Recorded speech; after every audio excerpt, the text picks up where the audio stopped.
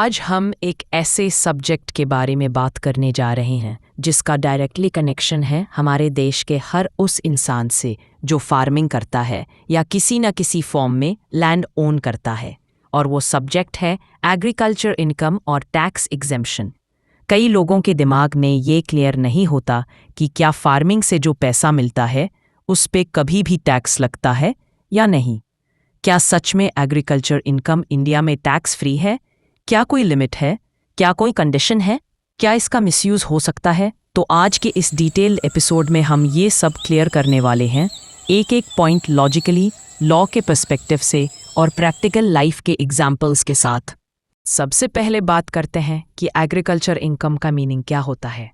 Income tax act 1961 के section 10(1) के अंदर ये बताया गया है कि अगर आपका इनकम किसी एग्रीकल्चरल एक्टिविटी से आता है तो वो एक्सेम्प्ट होता है, मतलब उस पे डायरेक्ट टैक्स नहीं लगता।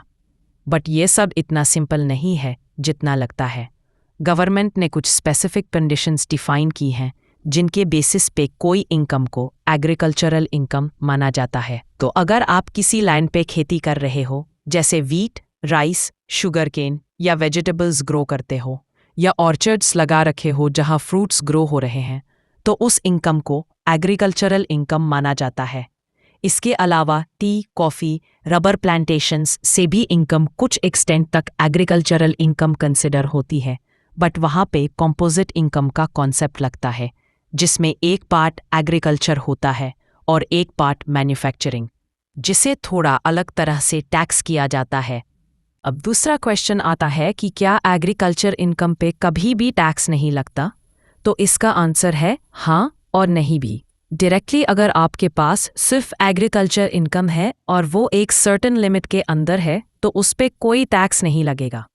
लेकिन अगर आपका नॉन एग्रीकल्चर इनकम भी है, जैसे सैलरी, बिजनेस प्रॉफिट, रेंट या इंटरेस्ट, तो गवर्नमेंट एग्रीकल्चर इनकम को भी टैक्स स्लैब डिसाइड करने के पर्पज से कंसिडर करती है। इस रूल को बोलते हैं पार्शियल इंटीग्रेशन ऑफ इनकम। मान लो आपकी सैलरी है 8 लाख और एग्रीकल्चर इनकम है 5 लाख। आप सोचोगे इस सिर्फ 8 लाख पे टैक्स लगेगा, बट सिस्टम ये देखेगा कि आपका टोटल इनकम 13 लाख है और उस बेसिस पे स्लैब रेट डिसाइड करेगा। इसका मतलब ये हुआ कि चाहे आपके एग्रीकल्चर इनकम पे डायरेक्ट टैक्स ना लगे, लेकिन वो आपके टैक्स रेट को ऊपर ले जा सकती है। ये एक टेक्निकल लूप होल है जिसमें लोग कंफ्यूज्ड हो जाते हैं, इसलिए क्लैरिटी बहुत ज़रूरी है। और हाँ, अगर आपका एग्रीकल्चर इनकम 5,000 रुपये से ज़्यादा है तो उसे इनकम टैक्स रिटर्न फाइल करते वक्त ज़रूर डिक्लेयर करना पड़ता है, चाहे उस पे टैक्स लगता हो या नहीं। बहुत सारे लोग इस पॉइंट को अवॉइड कर देते हैं या इग्नोर करते हैं, लेकिन जब असेसमेंट या नोटिस आता है तब दिक्कत होती है। गवर्नमेंट ने ये भी क्लियर किया है कि एग्रीकल्चर इनकम सिर्फ तब टैक्स फ्री होगी जब वो लैंड इंडिया में सिचुएटेड हो। अगर आप किसी फॉरेन कंट्री में एग्रीकल्चर कर रहे हो और वहाँ से पैसा आ रहा है तो वो इनकम इंडिया में टैक्सेबल होती है, इसमें कोई एग्जेम्पशन नहीं मिलता। ये पॉइंट एनआरआईज के लिए स्पेशली इम्पोर्टेंट है। अब बात करते हैं कुछ कॉमन मिसअंडरस्टैंडिंग्स की। बहुत लोग सोचते हैं कि अगर उन्होंने कोई लैंड रेंट पे दिया है और उसका रेंट ले रहे हैं तो वो एग्रीकल्चर इनकम है, लेकिन नहीं, लैंड का रेंट एग्रीकल्चर इनकम नहीं होता। उसे नॉर्मल इनकम की तरह ट्रीट किया जाता है। इसी तरह अगर आप किसी कोल्ड स्टोरेज या वेयरहाउस से पैसा कमा रहे हो या फर्टिलाइजर्स का बिजनेस कर रहे हो तो वो भी एग्रीकल्चर इनकम नहीं है। वो बिजनेस इनकम के अंडर आता है और उस पे फुल टैक्स लगता है। एक और इंटरेस्टिंग चीज़ है कि कई लोग एग्रीकल्चर इनकम का मिसयूज़ करने लगे थे, स्पेशली हाई नेटवर्थ इंडिविजुअल्स। वो लोग अपना ब्लैक मनी को वाइट दिखाने के लिए फेक एग्रीकल्चर इनकम दिखाते थे या किसी फार्मर के नाम पे लैंड खरीद कर इनकम रूट करते थे। इस वजह से इनकम टैक्स डिपार्टमेंट ने एग्रीकल्चर इनकम के लिए रिपोर्टिंग और स्क्रूटनी का प्रोसेस स्ट्रिक्ट कर दिया है।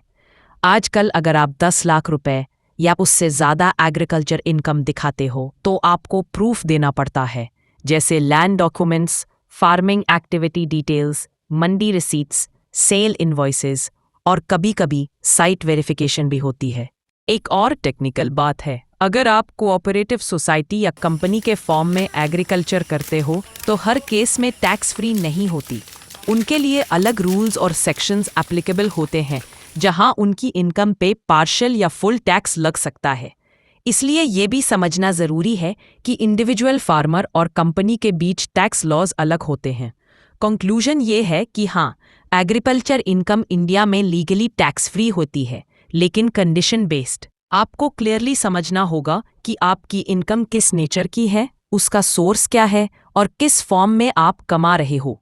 अगर आपके पास एग्रीकल्चर के अलावा कोई और इनकम सोर्स भी है तो आपको प्रॉपर कैलकुलेशन और डिक्लेरेशन करनी होगी। फॉल्स इन्फॉर्मेशन या फेक क्लेम से आप टैक्स इवेजन के अंडर आ सकते हो, जिसका फाइन और पनिशमेंट दोनों हो सकता है। तो अगर आप फार्मर हो या आप लैंड ओन करते हो या आप कोई एग्रीकल्चर बिजनेस प्लान कर रहे हो तो ये सब पॉइंट्स आपके लिए इम्पॉर्टेंट हैं। ट्रांसपेरेंसी, रिकॉर्ड कीपिंग और टाइमली फाइलिंग आपको लीगल प्रोटेक्शन भी देती है और अननेसेसरी प्रॉब्लम से बचाती है। और हाँ, अगर आप श्योर नहीं हो कि आपकी इनकम किस कैटेगरी में आती है तो प्लीज़ एक क्वालिफाइड सीए या टैक्स कंसल्टेंट से कंसल्ट करो ताकि आप लॉ के अकॉर्डिंग सही प्लानिंग कर सको।